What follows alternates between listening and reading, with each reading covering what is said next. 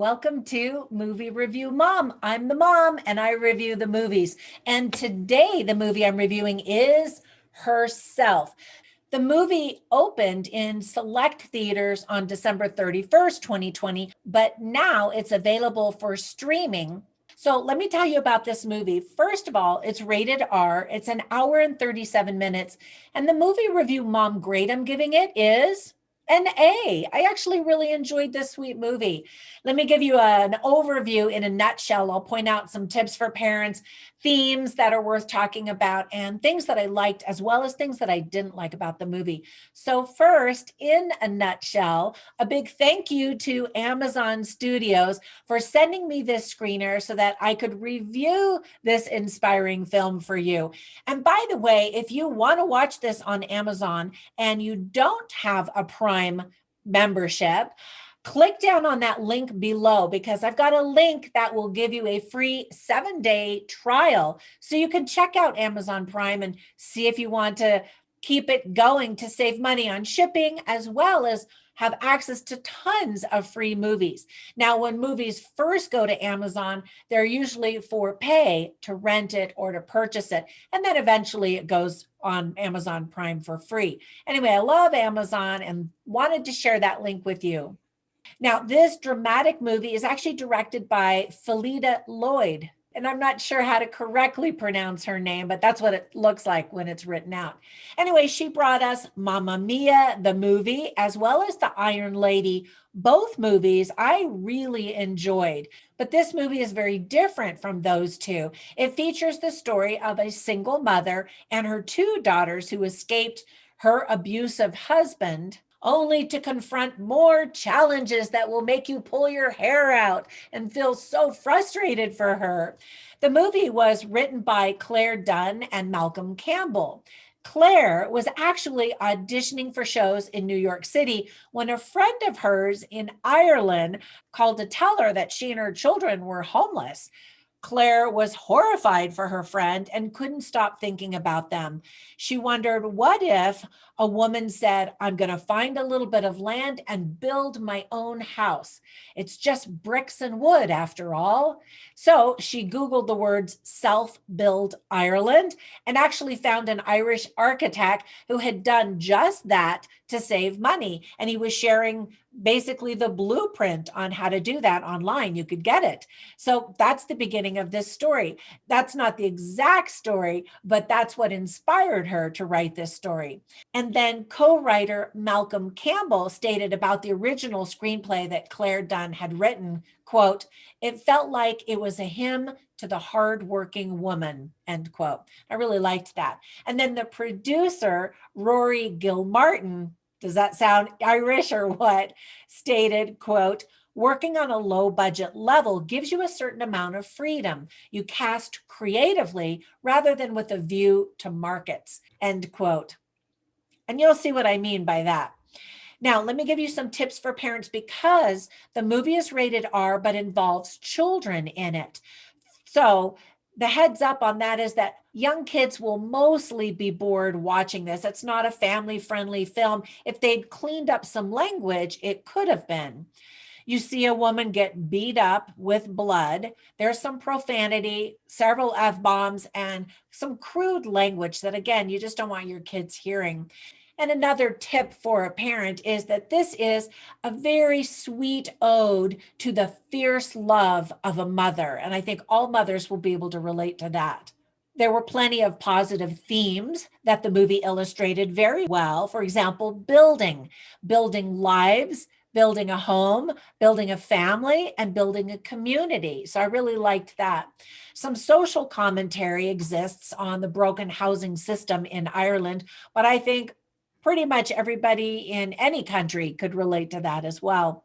Other themes are inner strength and resilience, giving help and receiving it, homelessness, hope, domestic abuse, courage, supportive friendships, being safe, and self-reliance. In other words, don't wait for something to happen that you want to happen in your life. Make it happen. There's a funny quote that says there are 3 types of people in the world: those who wait for something to happen, those who make something happen, and those who wonder what happened. Now, let me tell you about all of the things that I really did like about the movie. First of all, I thought it was really cute what the mom told her kids about the birthmark under her eye, that God had her in his pocket. And when they were in his art shop, he said he'd have to put a mark on her because there were loads of Sandras in Dublin. It's a sweet wink to the audience to introduce this new actress that they might be unfamiliar with and to kind of explain her unique look. So you might recognize the name Claire Dunn because I mentioned that she was the one that wrote the screenplay. She's also known for her theater work, including the director's all-female stage version of Shakespeare's Henry IV. She does an excellent job and even has a lovely singing voice. The movie begins and you're introduced to a very playful, loving mother who's dancing with her daughters, and then enters the villain, the husband, dun dun da, and stuff goes down. And I really love that this mother who knew that her husband, who had beaten her many times previously, could just lose it at any given moment, had a plan for what to do in case she thought that moment had escalated. So she gave one of her daughters a code word and where to go to share that code word. And I really like that idea. I think every family should have a code word to use in various emergency scenarios. Americans might recognize a few of the actors. Harriet Walter from Star Wars Episode 7, The Force Awakens, Conleth Hill from Game of Thrones, Ian Lloyd Anderson, Natalie Holt from Journey's End composed the lovely score. The cinematography is done by Tom Comerford from Michael Inside. That's kind of a movie that went low under the radar for most people. There are some really lovely camera angles and perspectives that I really appreciated. So, since my trip to Ireland in 2020 was canceled due to COVID travel restrictions, it was fun to see a little bit of Dublin where they actually filmed the movie. I'm going to try to go again in 2021. So, cross your fingers. Hopefully, I'll get to go. The two young actresses who play Sandra's daughters are totally adorable and did a really good job, especially for their young age. They looked very natural and like real girls. So kudos to little Molly McCann and Ruby Rose O'Hara. There's a character who begins the movie almost lifeless, but as she serves others and becomes strong again, she sees her own value in the world. There's a profound lesson for all of us there. There's an appropriate amount of humor to balance the sorrow and the struggle, I thought. One of the characters explains an Irish term that means when people come together to help each other and receive kindness and support in return. An Irish version of it takes a village. And I tried to hear the word and write it down, but I Googled it even, and I just couldn't quite figure out what it was. So if you can find it on Google or you're Irish, put it down in the comments below because I'd like to learn what that phrase is. My husband has Irish ancestry on his side of the family, and that was one of the reasons why we wanted to go to Ireland as well. The storytelling is really just a great example of the hero's journey in literature. So nicely done. There were some things, however, that I didn't like. Sometimes it's kind of hard to understand what the characters are saying because of their thick Irish accents. I know, American. Much of the film is very heavy with sadness and sorrow and frustration, as I mentioned earlier. Other than that, I think it's a really great character exploration as you watch this mother accept her situation, and instead of sitting around wallowing in frustration and feeling sorry for herself, she takes action. And that is a great lesson for all of us.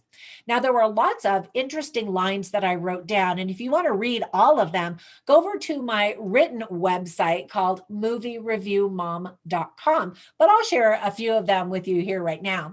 So Sandra, who doesn't have a home because she fled her home where her husband was beating her up, the courts are threatening to take away her kids, and she's trying so hard to build a house for her kids. And finally she says, what's the point of a house if I have no kids to put in it?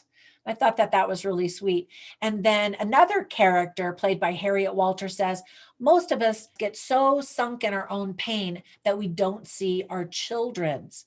And the movie spent more time exploring the mother, Sandra. However, the children are definitely a part of that experience. It would have been interesting to also veer off and maybe explore more of how they might act out or react to the crazy situation. But that part was toned down, I felt like, a lot in the movie. All right, now before I go, I want to give you a recommendation for another movie that I thought of as I was watching this movie. I saw it a while ago, but if I remember correctly, it also takes place in Ireland and features a family who is also struggling with life and red tape and bureaucracy to get the help that they need as well. It's called Sorry We Missed You, and it's frustrating but heartwarming at the same time, just like this movie. Okay, I hope that if you watch this movie that you enjoy it. And thank you so much for subscribing. I really appreciate it. I love all the likes and the comments, and especially those of you who are brave enough to go over to Patreon and check out all of my tiers and prizes and support me there. I will catch you in the next movie review. And until then, bye for now.